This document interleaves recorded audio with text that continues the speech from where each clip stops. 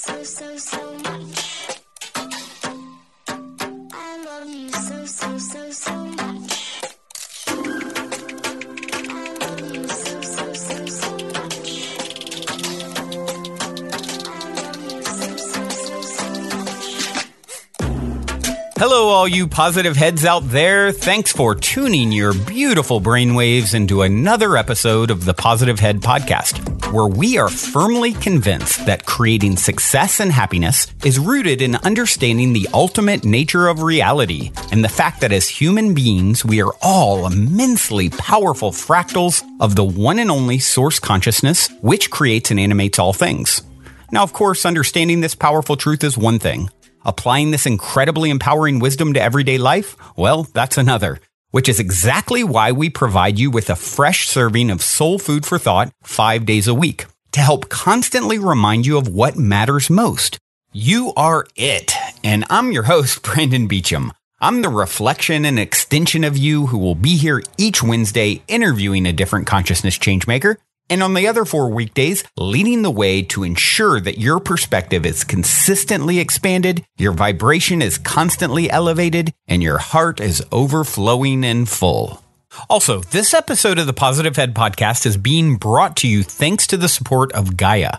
If you're not familiar, Gaia is the go-to source for streaming consciousness content online, and you can sign up for your first month for only 99 cents at gaia.com/positivehead.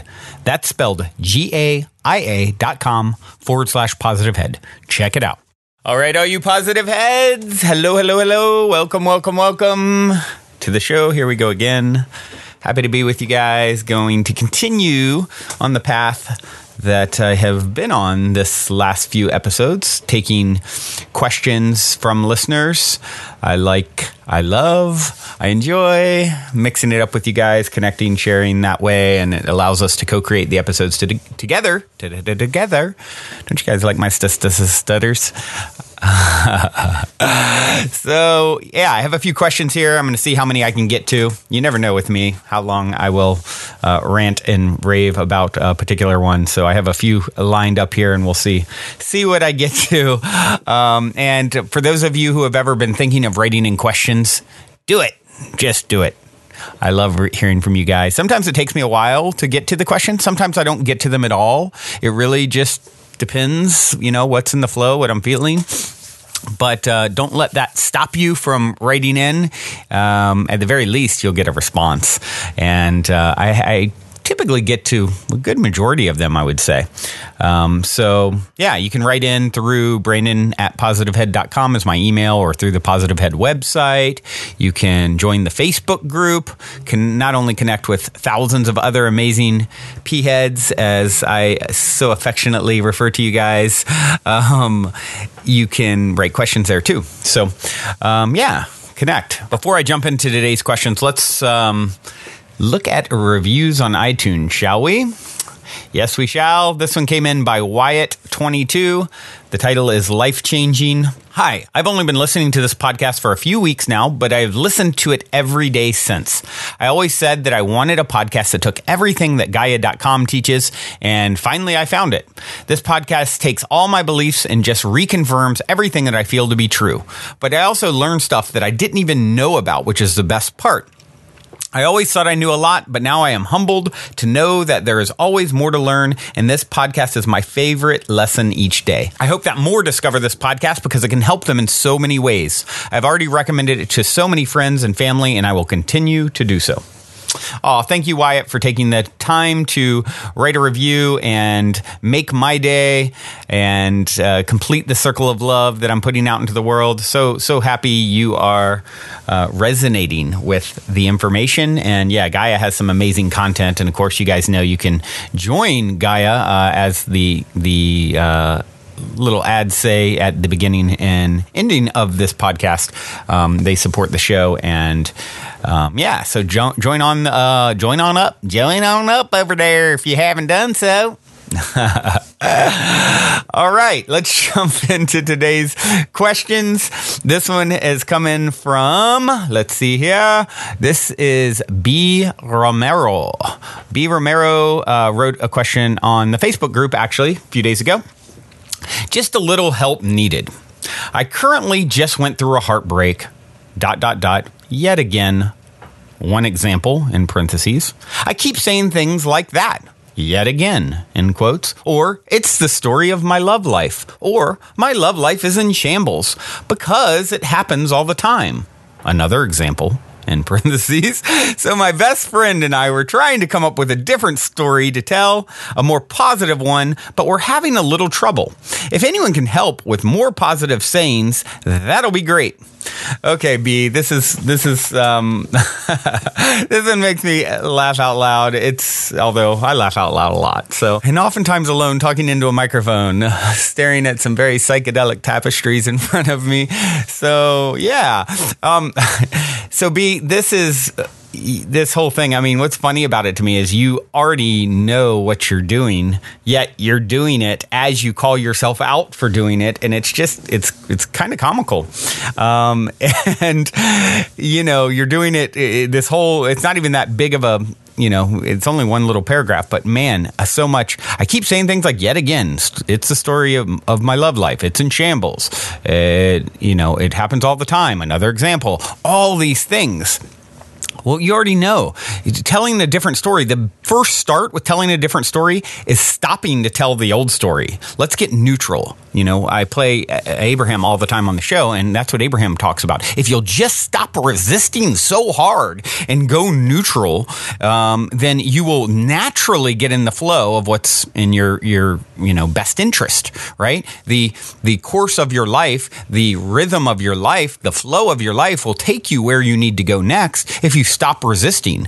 So that's the easiest part. You don't even have to tell a new story as much as stop telling this old one. I mean, you really put it on thick here with this, and it's not laughing at you, laughing with you, because you get it. You obviously understand this is an issue, which is why you wrote in about it.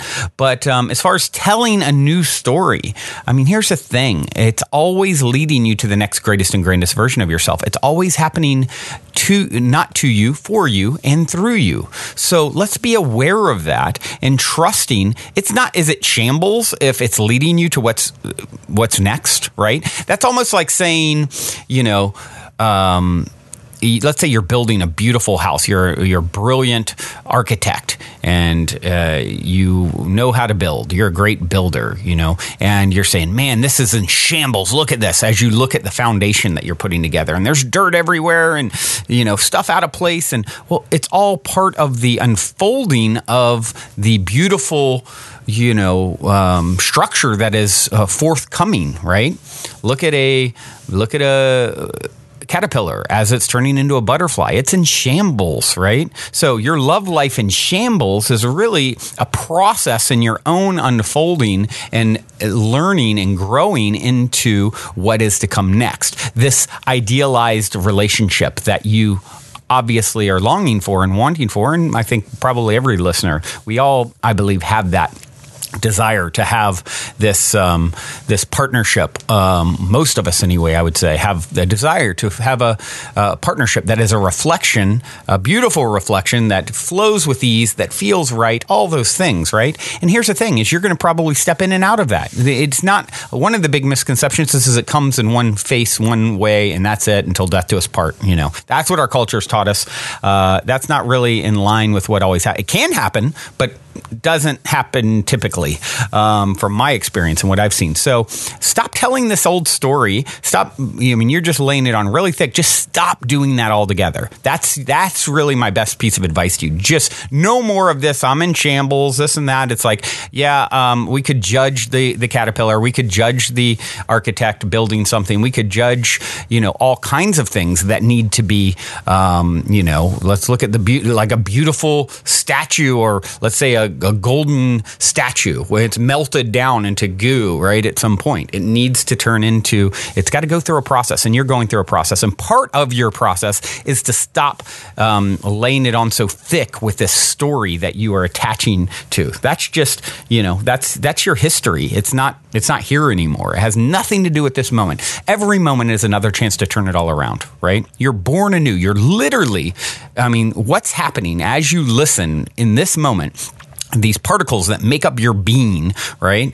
The subatomic particles are popping in and out of existence so rapidly. It's like birth, death, birth, death, birth, death. You're literally, with every breath is like a birth and dying reflection. So you're literally like popping into this reality. And the only reason you carry any story forward is because you choose to. You're born anew now. You're born anew now. Okay, so you're brand new now. That story that you've been dragging around like a ball and chain is nowhere to be found unless you paint it on the walls, make posts about it, talk about it, drum it up with your friends, which is fine too, because that's part of your process as you work through it. You're learning. Okay, let's discontinue that part of the journey. Now, how about just flowing and just loving yourself for a minute too? That's a big thing that I think a lot of people make the mistake of. Is I got to rush out and find someone else quickly to fulfill this void in myself, when really self-love is where it's at. That is the ultimate answer. And then you'll attract a reflection of that, right? I recently posted, and I've posted this before, and someone posted it in the Positive Heads Facebook group, and I reposted it again because it's so wonderful. It's Osho on being in love, right? And what Osho said is the capacity to be alone is the capacity to love. It may look paradoxical to you, but it is not. It is an existential truth. Only those people who are capable of being alone are capable of love, of sharing, of going into the deepest core of the other person without possessing the other, without becoming dependent on the other, without reducing the other to a thing, and without becoming addicted to the other. They allow the other absolute freedom because they know that if the other leaves, they will be as happy as they are now. Their happiness cannot be taken by the other because it is not given by the other. So that's something that I'm sensing here as well. You're looking for some level of fulfillment from another, and you'll never find it. You'll chase that phantom forever because it all comes from within you. Whoever comes in next is going to be a reflection of your internal state, right? There is no out there. So start telling that story. Start working on self-love. Relax about needing to replace and repeat this cycle, and telling the story. You want a new story to tell? Tell the story of this is just you and your process. And you're done with that particular phase of growth, hopefully. Or not, and that's fine too. You can keep telling these same "My love life is in shambles" stories, and you'll keep, attracting that. And you know what? Really, from the ultimate viewpoint, that's okay too. But I think you know better. I think you're ready to change the story, and it is an unfolding that is happening through you and for you, not to you. And love thyself, and then relax about this relationship stuff. All right, moving right along to a question from Willis that is in the love vein as well. This one also through the Facebook group came in, and Willis said, "Hey Brandon, I had a question for the show for you that you may be able to answer. Can a one-night stand be experienced from a place of love? I mean, if you've just met someone and everything synchronistically lines up and it's a lot of fun, but you know that you will not see each other again," leaving the area in parentheses, "how does that work? I've read that it's important to be careful who you share sexual energy with. And while I'm not in love with this person, I felt like it was right, and so many things pointed toward it. So I guess what I'm asking, is there any thoughts out there on this matter? Or maybe you have had a similar experience and can relate. I'm working on doing everything from a place of love, and I find this situation rather challenging." All right, Willis. Well, this is a great question, and I definitely have some ideas, thoughts, perspectives to share from my own experience and world. Short answer to your question, for me anyway, is absolutely it can come from a place of love. I don't believe that something has to last forever to be successful. In this case, you were sharing time and energy, sex, synergistical energy exchange, right? SEX, with this person. And I think you're absolutely right. You need to be careful who you share that energy with. But what is the foundation of that sharing, right? In your case, everything you're telling me, it was synchronistically lining up. A lot of fun. You felt so right in so many ways, and it doesn't mean you're madly and I don't believe you have to be madly in love. I mean, obviously, you. And this gets into a tricky whole idea in general. This whole idea of, what is being in love? To quote Osho again, love should be like breathing. It should just be a quality in you, wherever you are, with whomsoever you are, or even if you are alone. Love goes on overflowing from you. It is not a question of being in love with someone. It is a question of being love. And I love that perspective because, essentially what you're telling me here, in that moment, you were feeling filled with love. You were feeling very positive. You were knowing that it's not someone that, you were going to end up being with ultimately, let's say as a, ongoing romantic partner. But even if that was the case, that has some shelf life, even if you had been together the rest of your life. So I would say making sure you're in the right energetic state, your heart is open, you're feeling, what are all indicators? If all indicators are pointing to, yes, this is a positive experience that I'm going to come away feeling good about, uplifted from, not drained from, right? Because there's a lot of that sort of sexual interaction that goes on out there where I've had a lot of conversation about this in my own life and even worked on this in my own life because I've had a lot of heart chakra closed sex in my past, I guess you would say. Lots of promiscuity without bringing, even though I'm such a loving person, bringing my heart into it.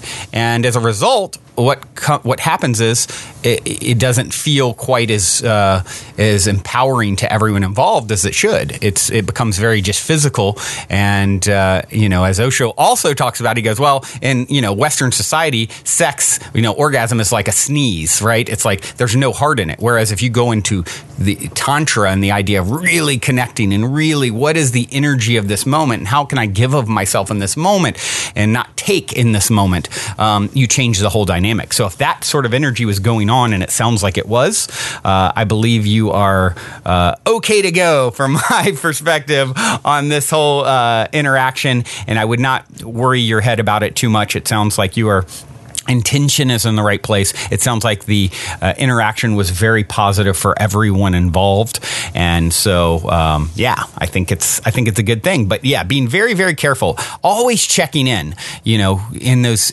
All interactions, but sexually especially, is, hold on, what's the underlying energy here? How am I feeling? Is my heart opened? Am I feeling rushed to some, we can become so task-oriented, I think, a lot of times with and goal-oriented with sex, especially as guys, right? Like, oh, we've got a mission to accomplish. We've got to get somewhere. We've got to, get to this end goal. And I've really personally worked a lot on stopping all that nonsense. Like, what is the energy? And what you'll notice a lot of times is energy, it comes in waves, it comes and goes, and you don't need to get anywhere. How am I feeling? And following the flow of how I'm feeling, and let go of this whole task-oriented sexual experience. But yeah, it could be one, you could have a brief moment with someone and it's the most beautiful, magical thing you've ever had, and you never see them again in this physical life, but maybe you have deep history with that soul, and this is how you wanted to come together in this life, have this special moment in this special time in this special place, and and then you think and feel and are connected to each other for the rest of your life, and then when you're on the other side, you reconvene and you're old soul family friends, and you say, oh, that was so beautiful, I only got to spend that one night with you on this last existence, but man, it was so special and beautiful and magical. So those are the types of things that run through my mind when you're talking about coming together with someone, ships passing in the night, if you will. It's very romantic. It's very beautiful, right? And so, yeah, just check in with yourself. Where are you at energetically, and where are they at energetically? And I think it can be just as positive or powerful as any other experience can be. All right, let's see here. Should I take one more question? Yeah, let's go ahead and take this one too. But you guys got to send in more because I've really enjoyed taking questions. I haven't done it much lately, but besides this week, and it's so great to play and co-create with you guys in this way. Now, this one came in on the Facebook group as well from Megan Lee. Megan said, I've just returned from a trip with an overload of new, lovely, yet completely asleep people in which I've never met before.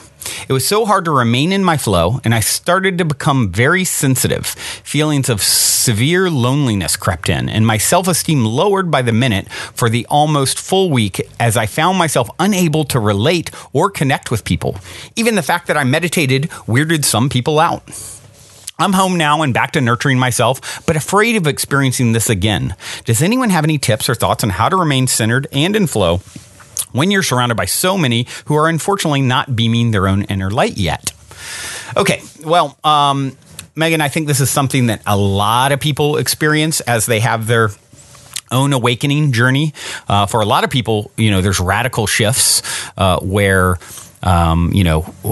today they're one thing, and their perspective has been so greatly altered from where it was even 6 months ago. And then they look around, the people in their life are still the same, and they're like a new person, and it's been months, right? That a lot of people are having that experience. I'm seeing. For me, my journey's been a slower roll, right? I started on this path like 20 years ago, and it's just been slow build. But for a very long time, it was like I was so tuned in, turned on, tapped into this energy and this whole spiritual perspective, and there was no one around me the same way. And I just had to continue to sort of go within myself, and I had a knowing that it would, over time, it would change.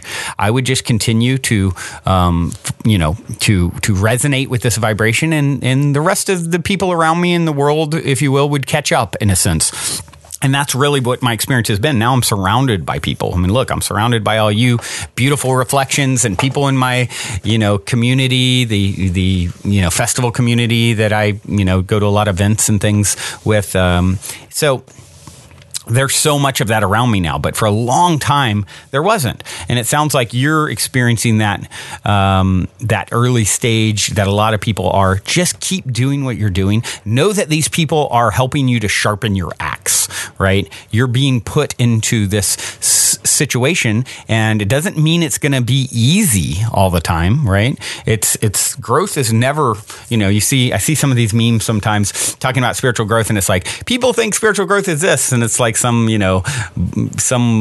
ballerina dancing or whatever, and it's really like this, and it's like someone barely has their mouth out of the water, practically drowning, trying to paddle for their life.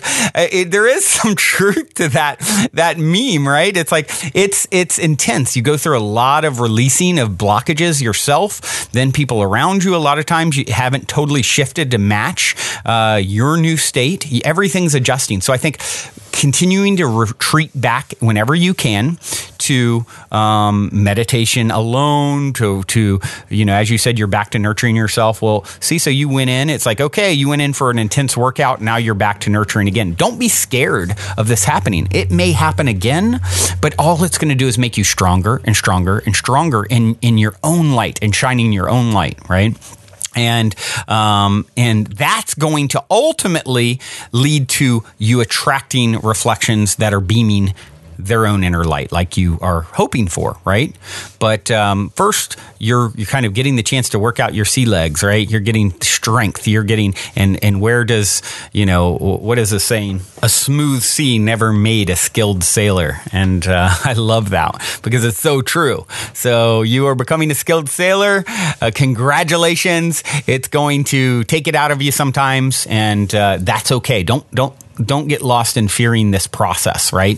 This is a part of your process. And I can assure you, if you continue working on yourself, it's going to get easier and easier. You're going to get stronger and stronger, and you're going to start seeing, like I did, reflections coming in that make the flow, you get the smooth seas. You're going to have those moments, but it's not meant to all be, smooth sailing, especially at first and when someone's early on their journey. And I don't know exactly with Megan, but my assumption is that could be the case. Just my own intuition on this, I'm guessing, or feeling into it, if you will. But yeah, just keep that in mind. Same thing. A lighthouse.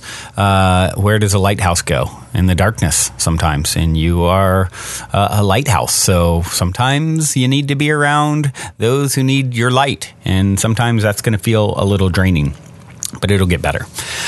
All right, everyone. That is it for today. Hope this helped. And I know you guys, I said that I'm going to hold off on playing songs for now as I transition and find someone to help sort of as a music manager to make sure we have the green light with every single song that we play. And I'd mentioned that on a previous episode. That being said, someone came to me, a friend of mine, LaRue, brought up a Indiegogo campaign, a friend of his in Asheville, North Carolina, and I really liked what they're doing, and they're also musicians, and so I looked at it, and of course I have the okay to play this song that I'm going to play today, but before I do, I wanted to just tell you guys about this Indiegogo, because, yeah, I'd like to just put it out there for any of you chocolate lovers and help these guys who are, it's called Silver Moon Chocolate, and they're basically making amazing high-vibe chocolate. Their vision, let food be thy medicine and medicine be thy food. So it's here, let me read a little bit from the Indiegogo campaign. At Silver Moon Chocolate, we know chocolate in its unroasted, minimally processed form, packed with minerals, antioxidants, all these good things. The ancient traditional Mayan, Olmec, and Aztec use of cacao as a sacred heart and spirit medicine has now been proven by modern science.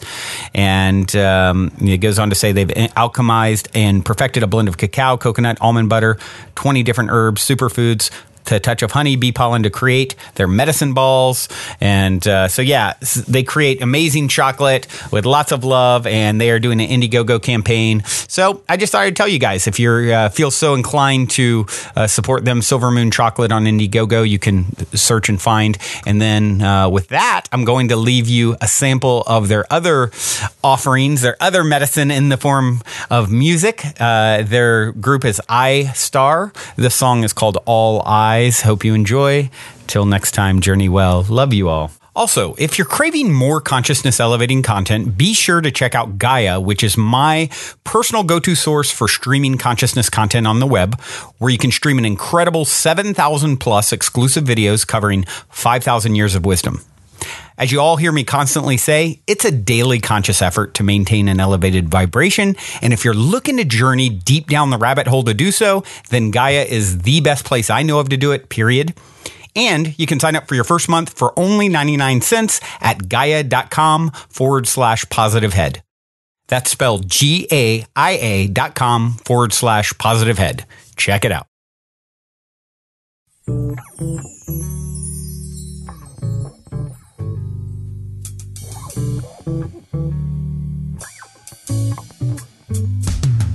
As I crawl across a lavender desert, my calendar measures exquisite passages of lunar poetry. In a valley of ashes where my fallen shadow grows its rosary, I am MC cubed, explosively extraordinary emotions, held in focus with totems that inconsolably tear into tatters, banners of charters born in hypnosis. Approach with the proper proportions, chakra contortionist, assume kata pose, contain new coordinates. Courses preset, deleted pretext, promotes complete quest, anonymous force, family of common source, clause subordinate to succulent kisses, releasing succubuses, corsets from the orbiting grip of corporate warships. I'm a Rorschach, slip beneath the doormat of vortexes.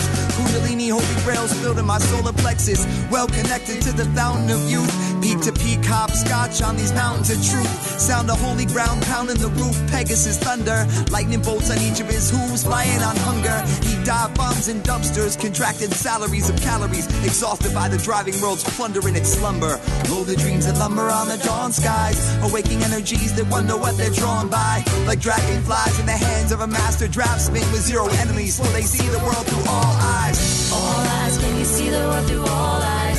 All eyes, can you see the world through all eyes? All eyes, can you see the world through all eyes? All eyes, all eyes, we must see the world through all eyes. All eyes, we must see the world through all eyes.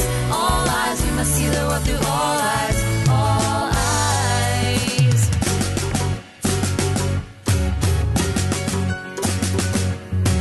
Weaving our hearts into a great tapestry of love, threads of light so bright, depicting truth. Uncover the dirt, lift the veil, peel away the layers, reveal God this prevail. Magical wisdom of our ancient blood, remembering mysteries no longer buried in mud. Clarity is ripening, intuition brightening, sisterhood enlightening as those who are called enter. Ring the bell, come through the door, lay down your weapons, be not frightened anymore. This is family dance in unity. in our hearts, how we start to create, elevate in a world in which we choose to live sacred and free, free,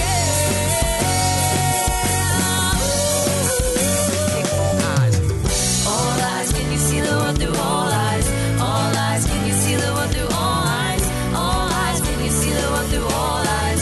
All eyes, all eyes, we must see the world through all eyes. All eyes, we must see the world through all eyes. All eyes, we must see the world through all eyes.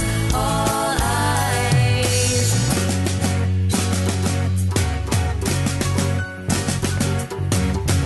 Sight beyond sight, shone with the white light into the dark night. Now make my heart bright. Sight beyond sight, shone with the white light into the dark night. Now make my heart bright. Sight beyond sight, shone with the white light into the dark night. Now make my heart bright. Sight beyond sight, shone with the white light into the dark night. Now make my heart bright.